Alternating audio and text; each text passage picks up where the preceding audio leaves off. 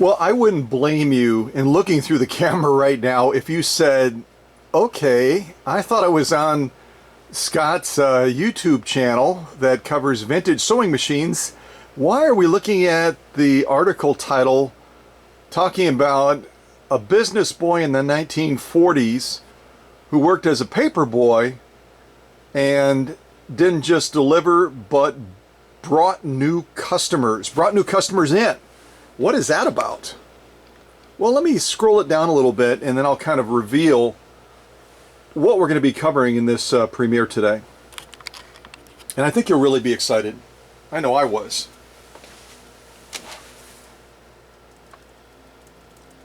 So the gentleman you see coming up on the screen there on the left is none other than Frank Wilson. And Frank lives out in Greenwood, South Carolina.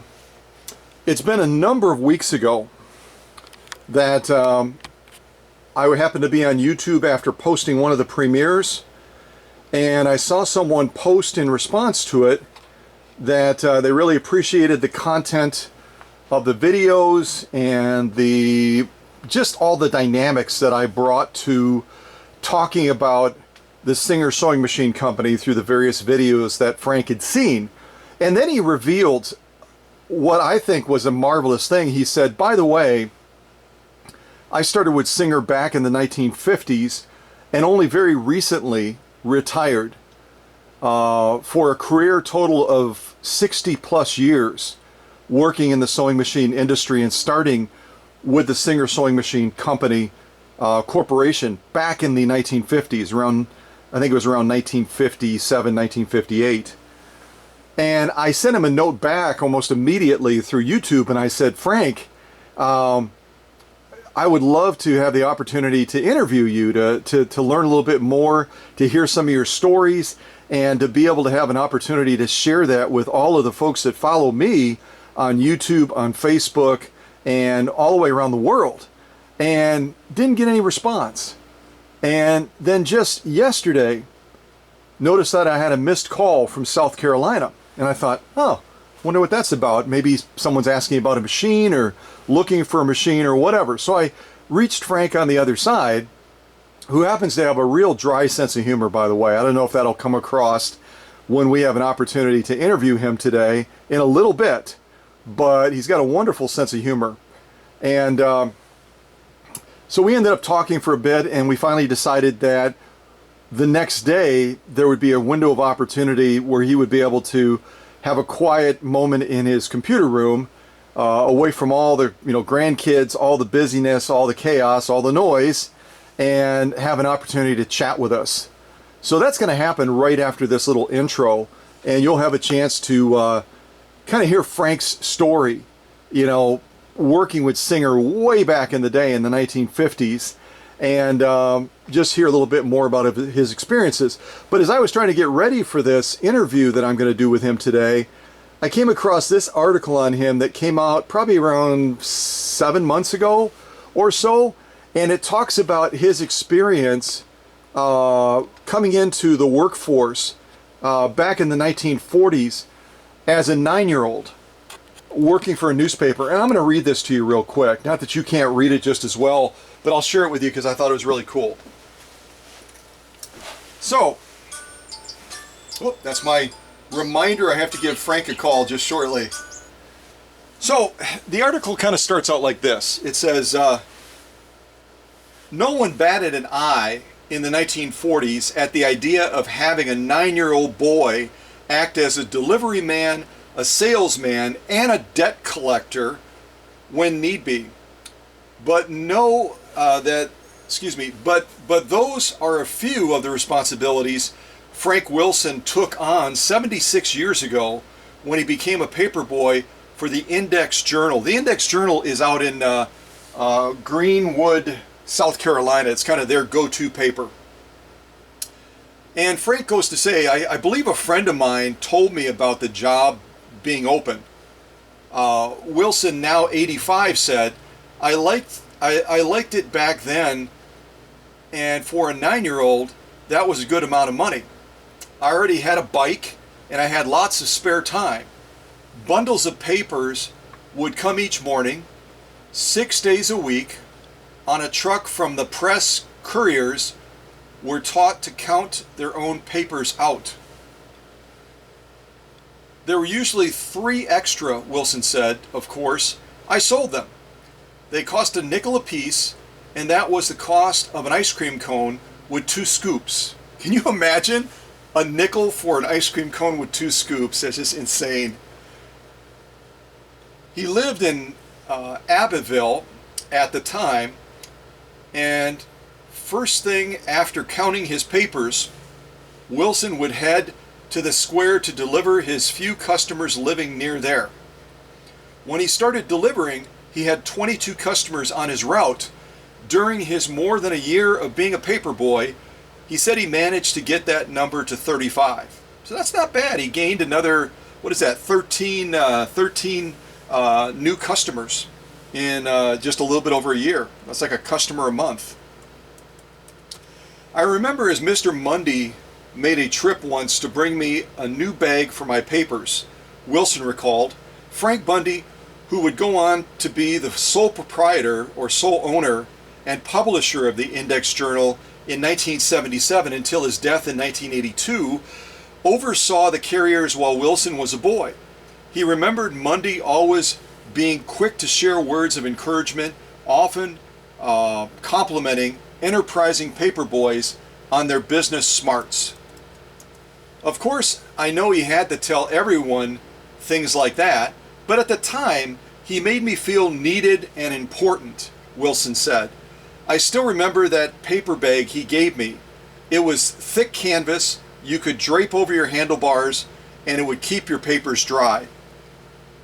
Current day Index Journal president and publisher Judy Burns said her father was a paper boy himself before heading off to college at the University of South Carolina and working in circulation at the state newspaper where he came to love circulation.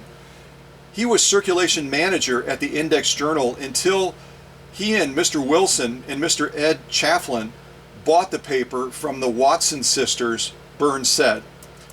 Mundy took great pride in working with the paper boys, encouraging them and making the job fun for them, while also running a tight ship and ensuring their routes were run well. He'd host annual contests where the paper boys who managed to get the most subscriptions would win a new bicycle. When the county fair was open, he'd take all the carriers to the fair one night. Even as circulation manager, Mundy never lost his urge to deliver papers directly to homes. In the evenings, Burns remembered customers would call at her family house, usually just as her mother was getting ready to serve supper, to complain about a late delivery or a wet newspaper. Mundy always kept spare papers on the bench seat of his station wagon, Burns said, and he'd drive out to the customer's house to deliver them a brand new copy. In a similar way, Wilson would use his extra papers as a paper boy to try to earn new customers. He'd take the extra copies from his morning deliveries and leave them on the doorsteps of prospective customers. Then after about a week, he would try to sell them a subscription. Sometimes the paper's staff would tell him about a house they were eager to sell to, and he could try to get them to subscribe. Wilson's time as a carrier lasted a little more than a year before he moved on to work at grocery stores and then was drafted into the U.S. Army at the tail end of the Korean War. Though he avoided deployment abroad since armistice came soon after, he'd go on to have a career working with sewing machines at various companies, and he'd met his wife of nearly 60 years, Susie, while working a mill job. He eventually would open his own sewing store, Blakedale Sewing Center, on the bypass in Greenwood, when he finally retired in 2017. So we're only talking 2 years ago, Frank Wilson retired. And that's when he closed his shop. And they did a brief article on him as well at that time in the Index Journal. Nowadays, it's common sight to see Wilson in his armchair, sipping a cup of coffee while he works his crossword puzzle. He's got the time on his hands, he said, but he still cherishes his morning paper. I look at the obituaries every morning, and if I'm not in there, I go ahead and get up, he said with a laugh. So like I said, the gentleman we're just about to get ready to speak to, that you can see on screen right now, has a great sense of humor and a great career legacy, starting as a paper boy, being extremely diligent in his work there, and then eventually going on to working with the Singer Sewing Machine Company, going on to having an opportunity to own his own sewing business for many, many years. And I'm sure has a number of very interesting stories to share with us. So I'm going to go ahead and call him right now and invite you to be a part of that call. If you have any comments or questions, by all means post them in the chat, and we'll see what Frank is ready to share with us today. And I should also mention, I don't know if Frank is going to bring it up or not, but I mentioned that he and his wife have been married almost 60 years. They have one son and two grandsons, and he and his wife have a hobby that they share together, which I think is really cool. He and his wife hand out engraved pens that read, "A gift from Susie and Frank Wilson, God bless," to people they run into while out and about. He makes people's days when you do something. It makes people's days when you do something like that, Frank said. So he's still even busy now, being an active part of his community and just encouraging folks. So I think that's way cool. So let's give Frank a call and see if we can hopefully get him on the line.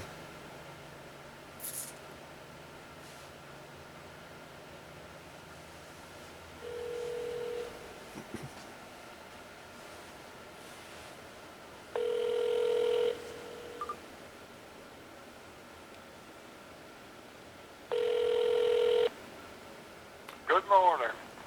Well, good morning, Frank. How are you? Doing pretty good. Hope you are. Yeah, you're doing well as well. I've got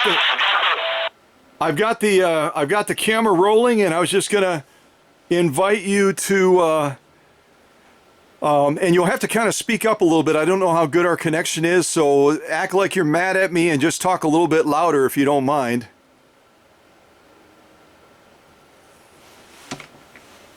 Oops, I think we lost Frank. Let's call him back.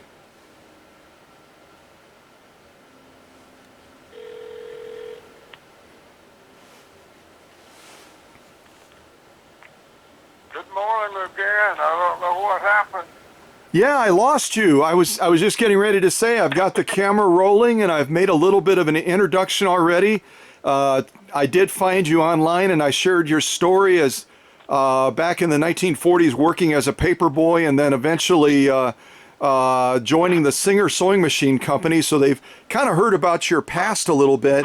And I was gonna ask you a couple of questions and just invite you to talk a little bit louder than you normally would. I know our connection is pretty good, but whenever you're trying to talk with video in the background, it's always a little bit weaker. So feel free to yell at me if you'd like.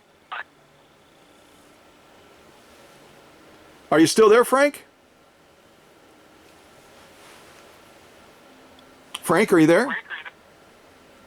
Are you there? Yes, I am. I can hear you. I can hear you. Can you hear me okay? And we lost Frank again.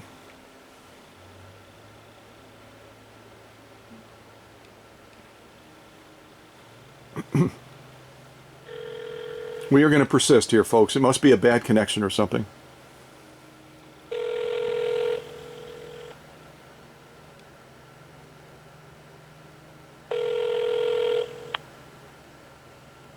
Are you there?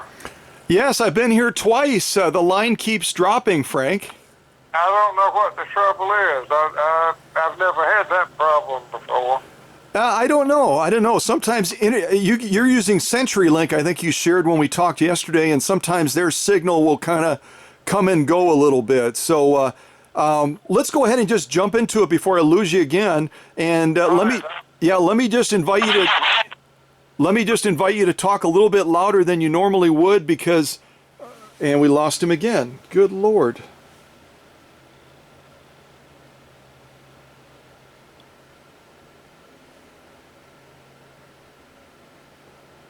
Well, here's if fourth time is the charm. Here we go again. Okay,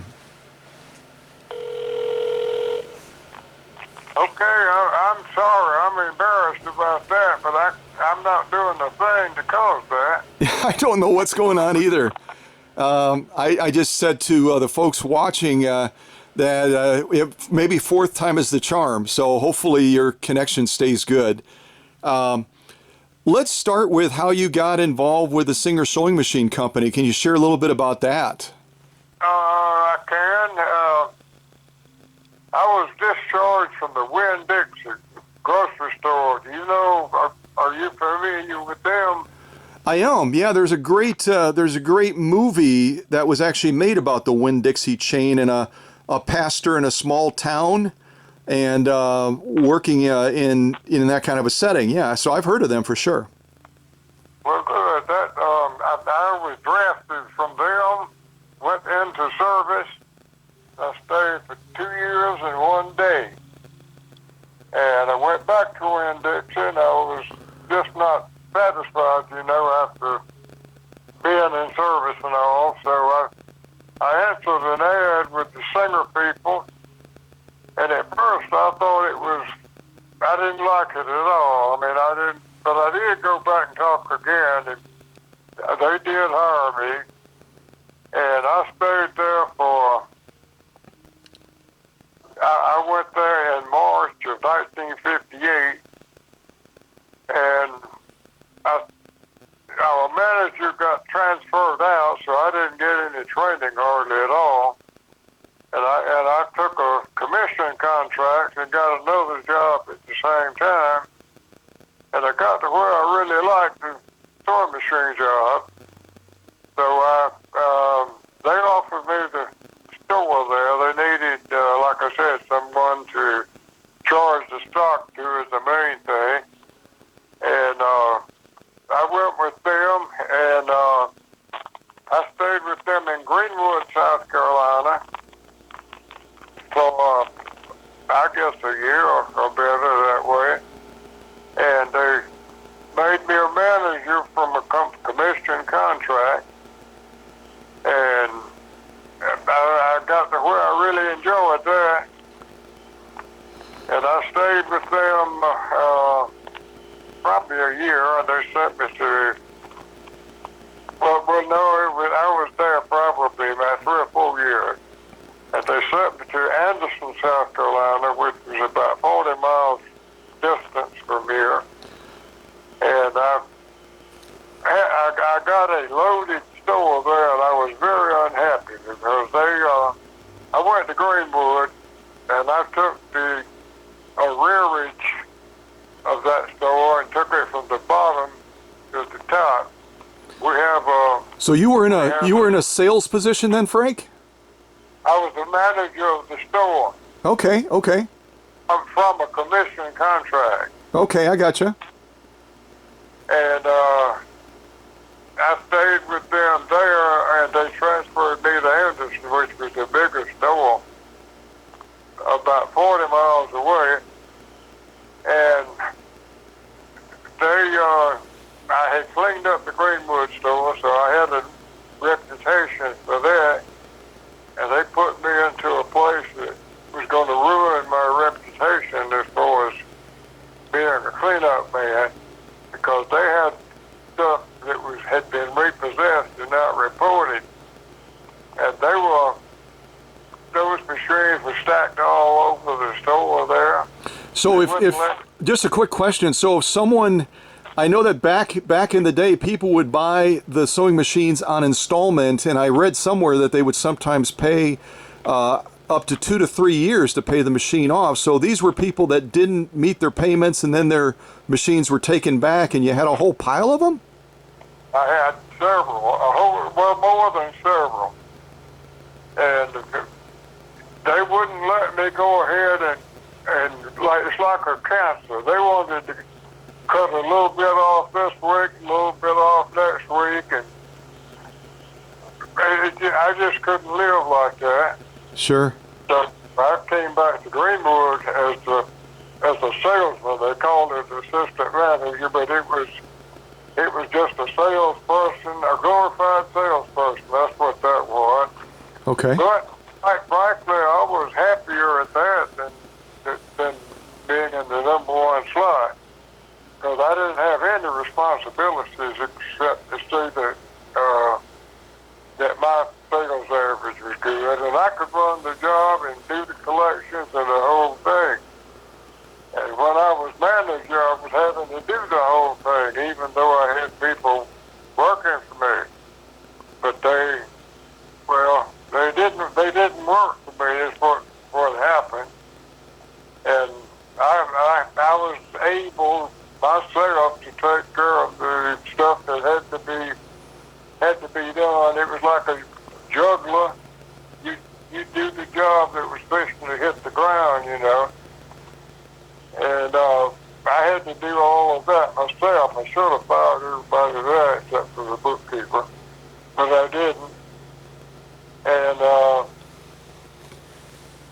then, let's see, well, I didn't like that. I came back to Greenwood, and I was working under a friend, really, from another store.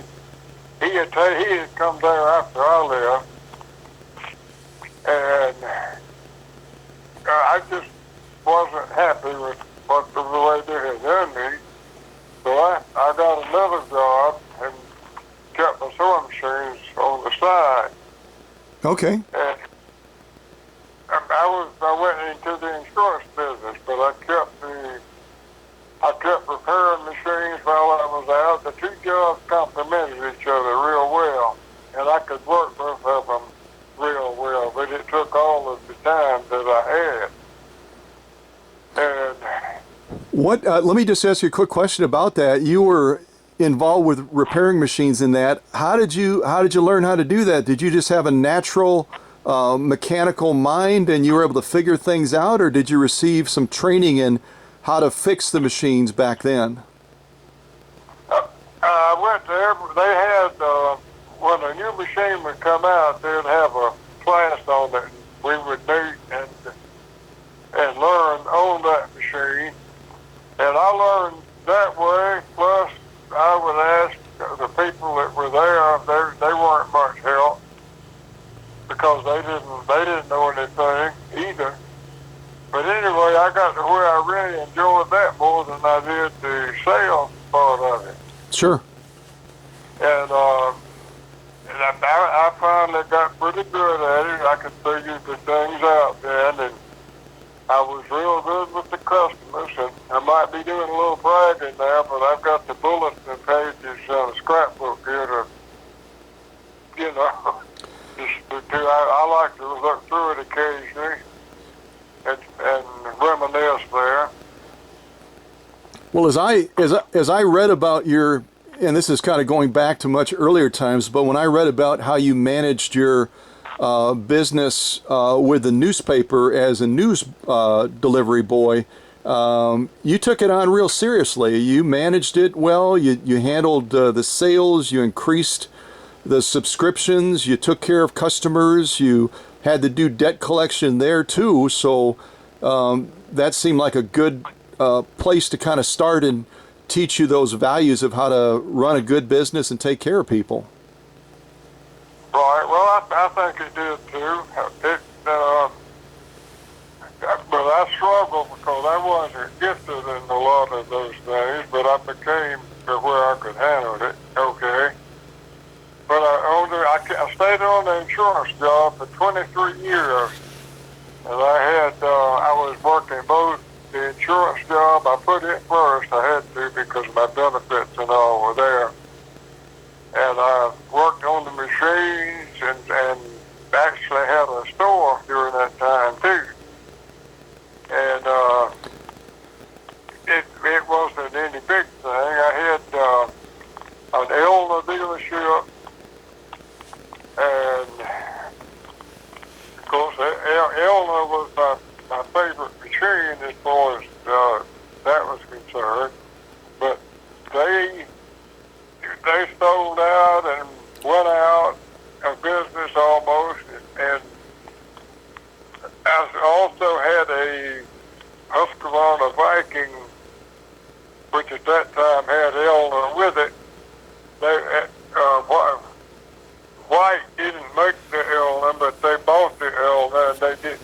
because the white was not a machine in the class, but the Elmer, but well, nothing else was either.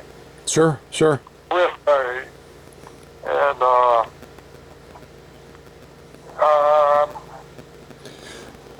yeah, let's see. I had a stencil brand business. In other words, you could choose any brand you wanted. And I chose Dressmaker as one of my favorites.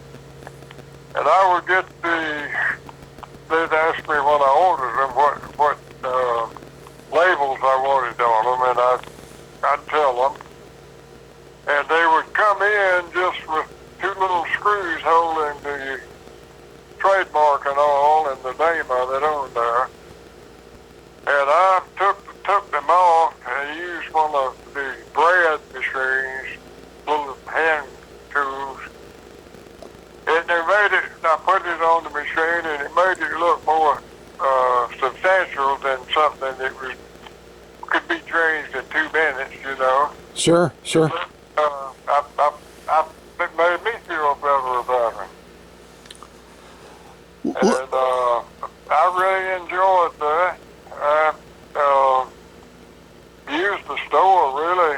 I kept my insurance books and all in there. And I'd go out to do my weekly reports there. And people knew that I was there. I had a lady there that she had her own business. I gave her space, and she didn't make any money until she sold something. That made her happy, and it was the only way I could have kept her, you know. Sure, sure. But anyway, I could keep it, my insurance job and that too at the same time. And it sounds like the insurance was kind of like the bread and butter, but your real love the thing you enjoyed to do most was when you were sitting down at that workbench and working on some of those machines and fixing the Elnas and fixing the Husqvarna Vikings. But let me steer you back to Singer real quick if I can. okay. You joined Singer back in 1958, and there were good things and bad things. What did you enjoy most about working with Singer, and what was your impression? What was your impression of the company back then? Well, at first I wasn't sold a whole lot, but they did a brainwashing job on me, and I got to where I loved it, and I thought Singer could do no wrong, and they had done wrong, because we had on our bulletin board about a 2 feet by maybe 2 feet cardboard notice that had a picture of Lyndon Johnson shaking the hands of our company president. Donald P. Kirchner was his name, and they were shaking hands, and under it said, the policy of our country, the policy of our company, and an order issued by the Federal Trade Commission requires that you must not. And all that was in huge letters. Interesting. Are you still there? Yeah, I said that. I said that's very interesting. Well, we had they really good thing. We had what we call RERS, and that was for repossessed, rental, exchange, or sewing room exchange. Because Singer had been using those machines, and if they looked like you when they were repossessed, they sold them as new. But now, now this was before my time, but the conditions were still there, and they were for a good while after I left. And they also said that the stock book had to be filled out with red when it was one of those category machines, and had a red stock card. The serial number in the stock book was the customer's name and all. And they also, the customer would receive a letter from the company stating what category of their machine, if it wasn't used. Now, is this So it really made just to ask a quick question, Frank, you're talking about the machines that were repossessed because people didn't make their payments. Singer would then turn around and resell them. And was it the new customer that would get that letter that told them what category that machine was in? that would be the customer that bought the one after, if I had to repossess it, well, it would be a repossession. Okay, I gotcha. Well, in the sewing room, it had to be had sewing room on it. Okay. Rental, his rent one, and exchange. There were 4 categories. Now, this didn't happen. This had happened before, probably several years before I got there. So they were doing business on the up and up when I was there. I gotcha. But I knew about the other. Okay. But So you that were. was, I'm sorry. Go ahead. well, that was back in the workroom, where the customers didn't see that unless they happened to come back there. But that notice I was talking about was that's the only way that the Federal Trade Commission would let Singer sell sewing machines. But Okay. that was just for a period of time that expired, I'd say probably 5 years after I left. How long were you with? You were with Singer Sewing Machine Company for what, about 3 years? I was with them totally. Now, I was there about 6 or 7 years total in that part. But after that, while I had the insurance job, I was limited to being a school representative. In other words, I had the people buy their school machines for me, and they just kept on doing it, even though somebody else had the Singer store there. So you. Does that make sense? Yeah, I think it does. Yeah. So you worked with Singer probably around 6 years or so. When did you open up your? I read online that you had closed your local sewing business about 2 years ago in 2017, and you had that business for what, about 25 years? I had that. Well, yeah, it would have been more than 25 years, really. I got sick is why we closed it up. I came home and I had a urinary infection. They gave me an antibiotic for it, and that broke me out like a red zebra. Okay. So they stopped that and gave me another drug, and it finished the job. Because I had done everything but my hand with the first drug, but the second drug, it got the right hand that it had not affected it. In other words, the second one got the hand, which was the surviving part of it. Sure.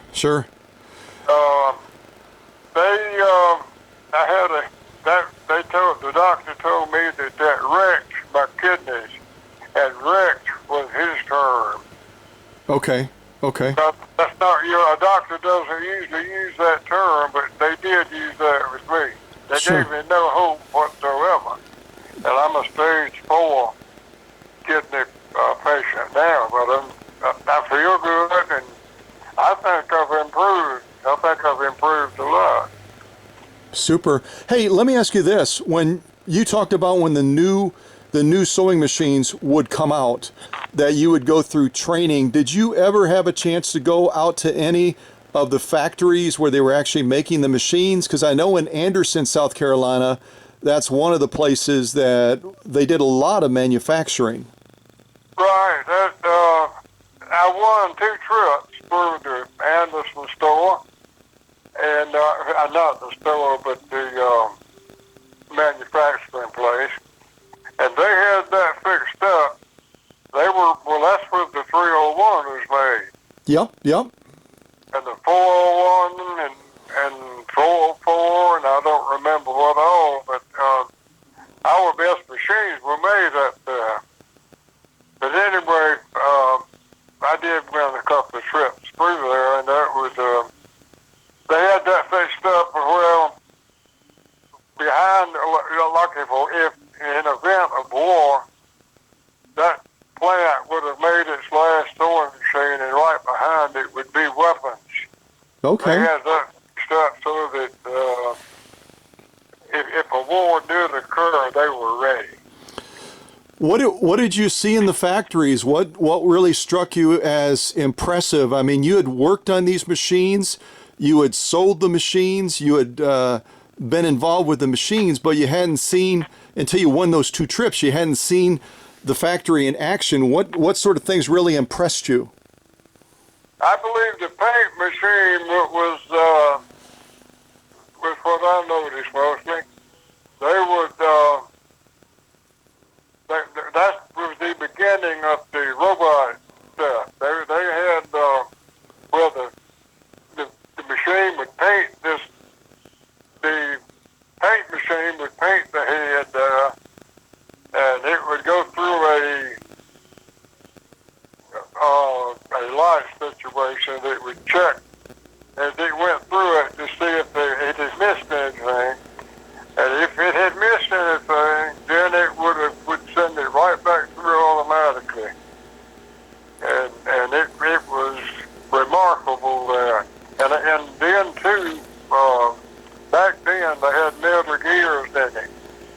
And if we happened to have a machine with a broken metal gear, they wouldn't send you any parts for it. You sent the machine to them. And that, because that was a real clock running machine, but you could never do that in the shop.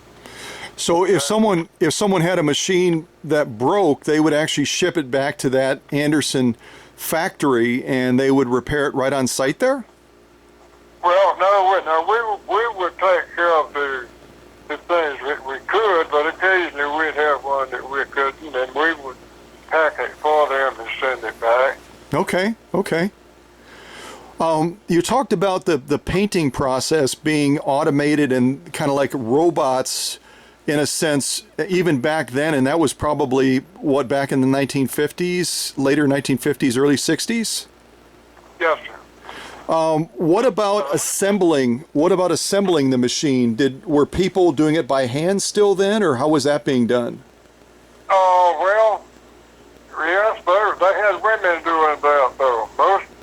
Most of them were women that worked on that. So they had ladies working on the assembly line, and they were the ones that were putting the machines together, basically. Right, that's what I saw. But now what they let us go through and watch could have been more for show than. In other words, I know that they did harder stuff than what I saw. That's what I'm trying to say. Sure. And I thought the Deal Electrical Company is part of Singer too. And I had a factory man from one of the huge companies, General Electric, I believe it was, and he was talking with me at the shop, and he said that the Singer motors were so accurate in the RPM and all of that they used the Singer motor as a guide. In other words, they tried to make the General Electric motors be as good in quality as that. That was their goal. Okay, so General Electric really set their standards off of the motors they had made to install in sewing machines then. Right, they did that. Very cool. Well, and there was a furniture factory for Singer that the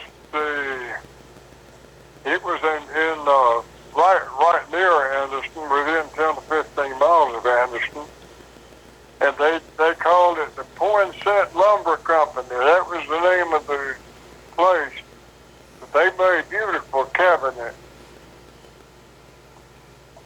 Well, that makes sense, because back then, until they started making a lot of the more portable machines, you had mentioned the 301, 301A, the 401, and 404, and that a lot of the other machines were all built with the idea of going into the cabinet instead of being like on a tabletop.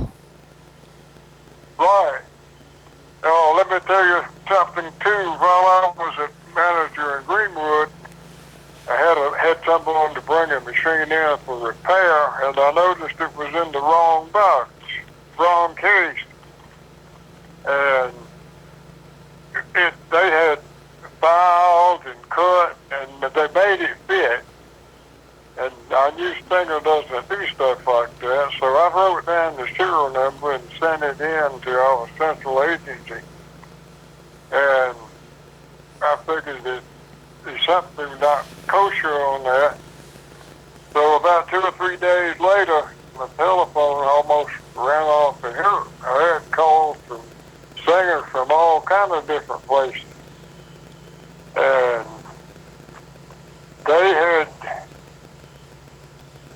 there was a huge ring that sold more than sewing machines, but they had employees that would steal the machine. Well, if they would tell them to send a certain serial number machine in a certain cabinet and deliver it, or have it for the salesman to deliver, and then they would take them the wrong machine.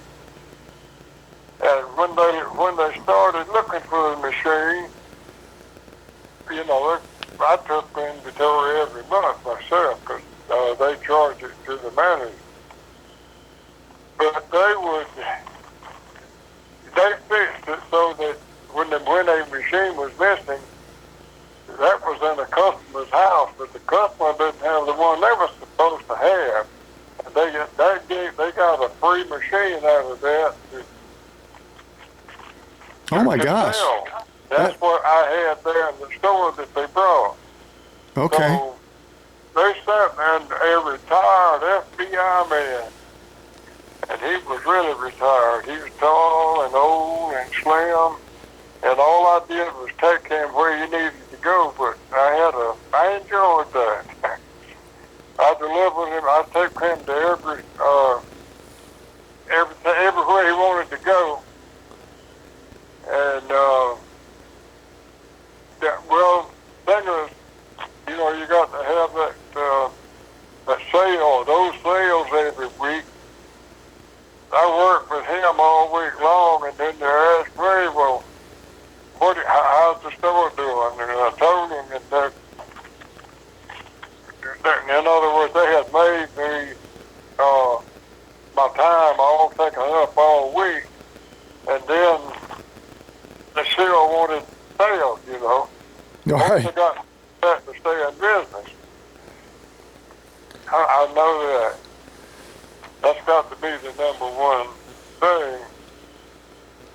So they had you running around with this ex-FBI guy, and your sales are off, and they're like, well, what about your sales? Yeah. And if you had a tornado or something through, you'd call them up Saturday night and make a report. And I'd tell them maybe, we had a tornado this week or yesterday, or you wouldn't say yesterday because that wouldn't. They say, what did you do the rest of the week? I mean, we're all trained in picking up on something like that. Sure. Well, let me wrap this up, and I have to ask you a question. You worked with Singer for about 6 or 7 years. You had your own business for more than 20 years. Out of all the Singer sewing machines, if you were to say, this is my favorite machine, which one would it be, and why would you say that was your favorite, if you don't mind my asking? Okay, I believe I'd take the 500.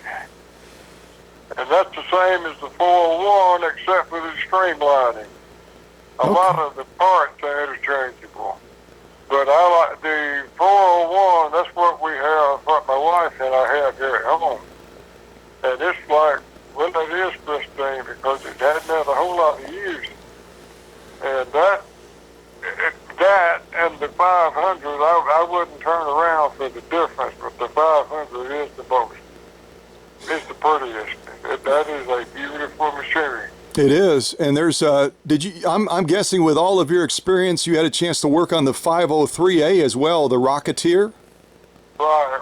That's something I want to tell you about too. But the 403 and the 503 were the same except for streamlining. Sure. And of course, the only difference in it really is the dial. On the 500, you've got the built-in controls, but now you can also add, I think it's about 2 dozen of the disc, fashion disc you could use to make it do more. And the 403 and the 503, you had to make that every time you change the stitch, you had to change that plastic or that bakelite cam. Sure. So that would be now the 301 would be my favorite straight stitch machine because they are a little faster or a good bit faster than a regular family type machine. Sure. And I just well, the slant needle, I really like that. I think that was a great thing. Now they're calling the touch and sew. They're putting the touch and sew name on the machines now that are not touch and sew. That was on that bobbin winder. Sure. We were the first ones that had the automatic bobbin winder, and it was, at first the customers were about 50-50. 50% swore at it, and 50% were pleased with it. Yeah. Some loved it, some hated it. Then it sounds like. Right, that's about it. And I remember when Singer started using plastic gears, and they start the top of it, the top of the machine itself, that used to be cast aluminum. Right. I had a ritual I went through when I sold one. I would take my little Singer screwdriver and I'd show them this is all metal. I'd ding, ding, ding, and I did that on that one, and I got to the top, and it said block. Different sound. I took it off, and it was plastic, and I couldn't tell. I didn't know it until I took it off. It looked just like the rest of them. But anyway, they started using that, and I had to change my way of doing that. But that, I have really enjoyed that, all of that. Well, let me ask you a final question. You worked with Singer. You had your own sewing business as well, and you had the opportunity to give a lot of good advice to customers over the years. And what's the most important thing about taking care of their machine? What would you put at the very top of the list as far as advice for folks that are going to watch this and hear you and learn about your story? What's the most important thing in taking care of a sewing machine? I would say keep it clean, and you can, if you do it every day or every time after you finish sewing, it's not hard to do, and you can do it quickly then because it hasn't adhered to the machine. Because I used an air conditioner and air compressor in the shop that I could deal down the machine like quick with it. Sure. And as far as the cleaning the inside, I would just blow that out good and wipe anything off that looked untoward, you know. And I noticed some of these people on YouTube well, like if they're going to fix a certain thing, they take too much off of it. They don't have to do all of that. But anyway, that's another story. Well, I agree with you. And I've even had some customers contact me and they'll say, I watched this guy on a video, and when he was working on this part of the machine, he just took every single tiny little piece off. What do you think of that, Scott? And I'd said, it sounds like showmanship to me. It sounds like he's trying to impress someone that he can take the machine all the way down when that's not really what's needed to fix the problem. Yeah, I agree with that. Well, Frank, I do think maybe when they build these machines, they should think about the person who's going to have to follow them, because sometimes you have to take too much out to get to where the trouble is. Sure. Well, I agree. Yeah, some of the machines, and I know you said you love the Elnas, and I've worked on a number of Elnas myself, but they sometimes can be a little bit more of a challenging machine where you have to take off a lot of extra parts to get to that part that you need to fix or repairs. They can be, those Swiss machines can be a little bit of a handful. Well, that's true, but they were real helpful. And I'll tell you, they really knew what they were doing. And I'll have to say this, even now, I say now, 2 years ago when I'd called Singer with a problem, it was hard to find somebody that, in other words, I felt like I knew more than he did after I talked with him. And there were several. You could tell them the machine, and they know somebody that could work on that machine. Not everybody could do that. I'd call Singer and I'd tell them the model number, and they'd have to look for somebody that knew something about that. Sure. That was something else. But then too, I had you said the Rocketeer a while ago. But Yeah. In our area, we didn't know Rocketeer. I hadn't heard of Rocketeer until the last 4 or 5 years. That they just called that one. Well, the 500, I think, is the first one that was called the Rocketeer, but it wasn't called that in our area. Sure. A Slam-O-Matic, that's what they call it, same thing they call the 401. But, I told you that because you don't know what Singer's doing. They might be doing something in California that they're not doing here. They're testing out, I'm talking about. And you don't ever want to tell somebody something real dogmatic because you don't know that. I had a lady that had a machine, and she was talking to somebody locally. I forgot where she was from and where that plant was. And they were talking about a certain model machine.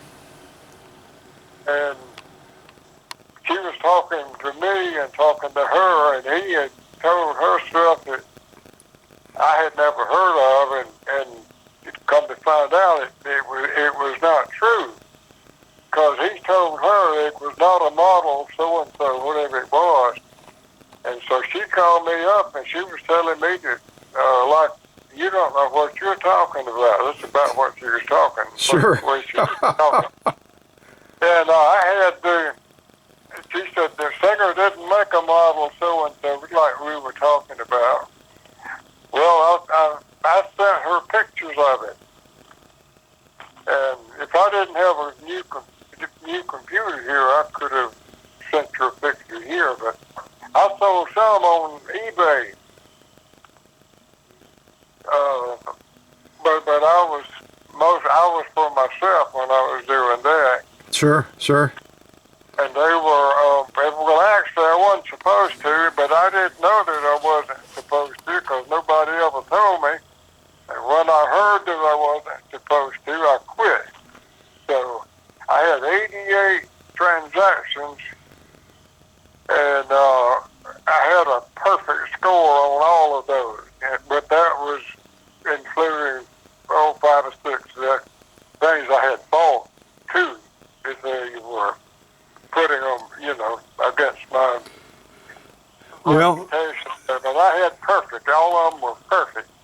And somebody took over my account one time, and eBay finally straightened it out after I got to talk to a person. But they didn't want to prosecute anybody. They just got me my account back. But anyway, I haven't done that for years, but I enjoyed that. I sold machines on eBay for probably about 3 or 4 years, and like you, I sold quality machines, and people were very, very happy, very excited. But unfortunately, now eBay has a lot of opportunistic people that will go to a rummage sale or somewhere else, and they'll buy a used machine. They don't know what the history is. They don't know what the condition of the machine is.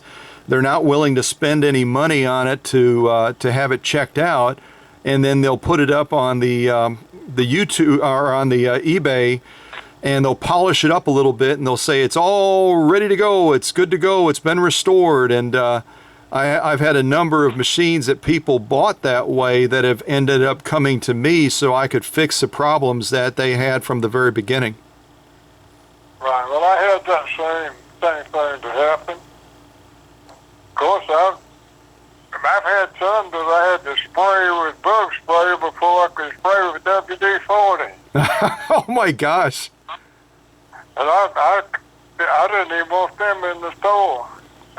Yep. I had a machine arrive from Scottsdale, Arizona one time, and I had it on the workbench, and I took off the faceplate, and I still don't know what kind of critter it was, but I had this, it almost looked like a katydid or a beetle or something that just crawled out of this machine. It was a featherweight 221, and that bug crawled out, and I didn't know I could jump back that quick and that fast. I was working on a machine one night, and I tilted it back to check the timing or something on it, and I raised up, and when I did, I stepped on the controller. And that machine went wide open, it stole through my finger. Oh my gosh. I bet 7 or 8 times anyway before I could get it stopped and get my hand out from under it. And it bled. Of course, I said it did bleed because that cleans it out. But I bled like a hog. Oh yeah, I bet. I've gotten a couple of close calls myself, and even had one time where I plugged in the machine, the wiring looked all good, and I fired up that motor, and someone must have used some sort of an engine cleaner or something on it, and I pushed on that foot control, and out of both ends of that motor, I saw the biggest blue flame that I ever saw in my whole life. Yeah, they can hurt you if you're not careful. That's for sure. But I still love it. I wish I could still do it. I don't think I could, but I'm 85. I'll be 86 in December. I'm not gonna do anything. I think it's a day's work to go in there and watch Matlock or something. Well, I don't blame you at all. And I noticed when I read a little bit about your background and your history online, your wife and you also have a wonderful, I would call it a ministry, where you have the engraved pens and you'll step out and it's got a wonderful little statement written on there and wishing God's blessing on someone, and then you give them a wonderful gift on top of it. Right. Well, I thank you. I enjoy that, and that was a mistake that they sent me some mail from the store that I'd already closed, and I saw that mail, and I like the sample pen, so I thought probably, I'm thinking about 300 more, but I like to sit in the parking parking lot while my wife goes and buys groceries. And when somebody passes my truck, I have a pickup truck. I let the window down and have it down and before they get there. And if they come within not shouting, really shouting distance, but if I can get them to, without too much trouble on that part, to come here just a second, I would give them the pen and I'm careful to say quickly, use it in good health. Thank you. And I've had one time somebody thought I was pulling a scam, and they just walked by, but his wife came behind him, and I gave her the pens, and they're good pens. They're not as good as the Papermates used to be, but they are on the Parker pens. It's a ballpoint pen. It's not an ink pen. I wanted to tell you, see, while I was trying to remember, the 500 had two flaws that I discovered over the years. One is that hand wheel can get so tight, if three men and a little boy couldn't loosen it. And the other one is the face plate, the door that opens up on the left-hand side. A lot of them have been broken. Oh, yeah. Yep, I've seen that. But that's about that. Other than that machine is easy to work on. It's fast enough. It's quiet enough. And, since Singer started using the plastic gears, that was one of the biggest things that I did was to put gears in it. And timing belts. It's not, because the 500 doesn't have a timing belt. Sure. And I put timing belts in the ones that do those touching, so I guess all of them had timing belts. Yeah. Well, Frank, I'm going to wrap up the interview with you, and I am so grateful for your time. I'm so grateful that I don't even remember which video I posted on YouTube, but you had written a comment on that video, and you shared in that comment about the depth of your experience, the number of years you'd worked with Singer, and I knew right then and there that if Lord willing, that I wanted to connect with you and have an opportunity to hear some of your stories and just get a little bit of firsthand experience that I could share with the folks that follow me about your work with Singer, your work with your own sewing machine business in South Carolina, and just for them to have the privilege and the honor of meeting you. So I'm very grateful for your time, and this will be posted eventually on YouTube, so you'll want to kind of keep an eye open for it, and then you can hear your own story on top of sharing it. Right. Well, the first machine I sold was a 301, black 301, and that's what you were selling, I guess, there. Okay. And I did want to mention that. And also, what age fellow are you? You still there? Yep, I'm still there. You kind of faded for a second, but you're back again. Okay. What age person are you? I just recently turned 55. Okay, I've got a son about your age. Okay. Graduated from Clemson, which, by the way, was the #1 team in the nation until last week before last. Wonderful. Congratulations. That's fantastic. And what is your name again? My name is Scott. Okay. Yep, and the business. I'd like to hear from you occasionally as you do these things. Yeah, definitely, and I will when what I do in order to present things like that 301 video that you saw is I will put together a premiere. And a premiere is basically a live stream of the video so that people around the world can watch it together. And then there's on the right side of the screen, there's a little place where they can type questions and comments. It's called a chat. And when that's coming up, as far as the one from our conversation, I'll go ahead and let you know about that. And if you want to pull up the YouTube channel, you'll be able to possibly watch it with everybody else at the same time. Well, good. That I can hardly wait. I'm as excited as you are about it. Absolutely.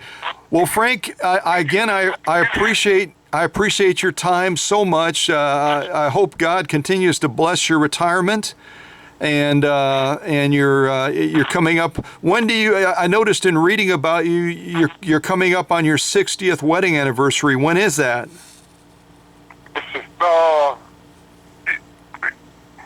It was in '59, and it was the same. It was the 21st of, let's see, my anniversary is anyway, 2 years after 59, my boy we got married 2 years after. Okay, well. I'm having a senior moment now. Well, that's okay, that's okay. I know some people much younger than you and me that have senior moments about their anniversary dates too, so you're in good company. You're in very good company. But happy anniversary as well to you, and your wife's name is Sue, right? It's Susan. Susan, yes. Okay. Well, God bless you guys, and I will reach out when this is going to be premiered, and then you can pull up my YouTube channel and join others around the world that are going to be learning about Mr. Frank Wilson and his experiences working with Singer and his own company and as a paper boy and all that fun stuff. So. Well, it sounds good to me. It sounds exciting. All right. Well, you take care. Enjoy the rest of your day. And thanks again for taking the time to share with us your experience and your story. And you've been a wonderful blessing to me, I know. And I know you'll bless others through the stories that you share and the information that you share. Well, I thank you very much. I really enjoyed it. All right. Well, take care, sir. Yes, sir. You too. Yep. Bye now.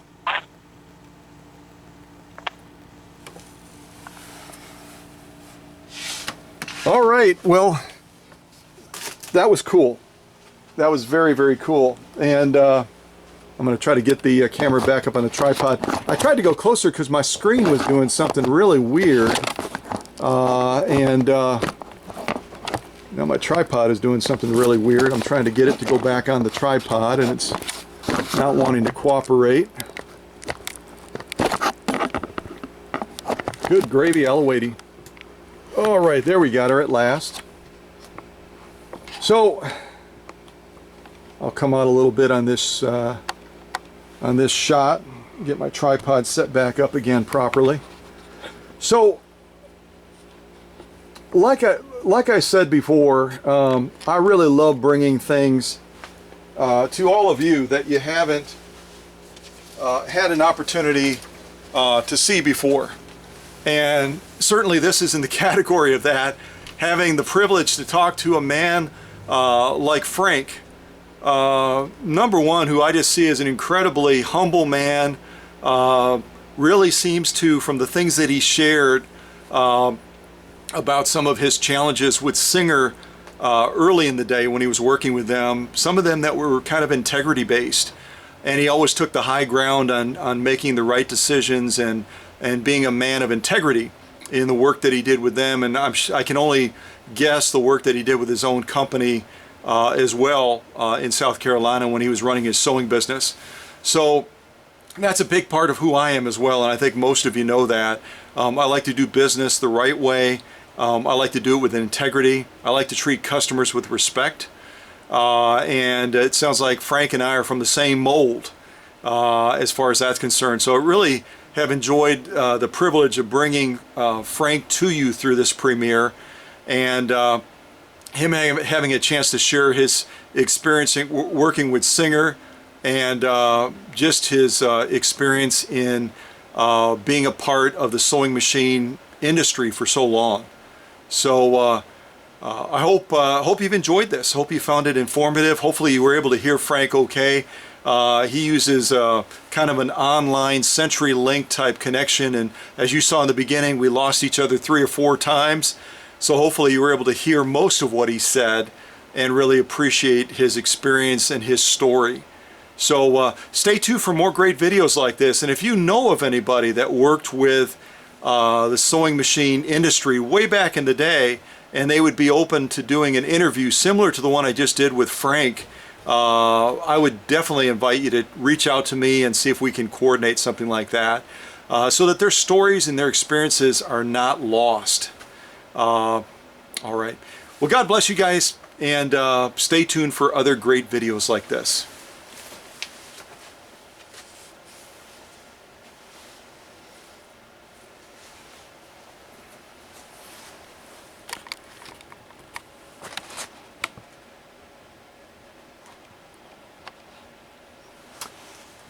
And God bless Mr. Frank Wilson and all the great contributions he's brought to the industry that we love.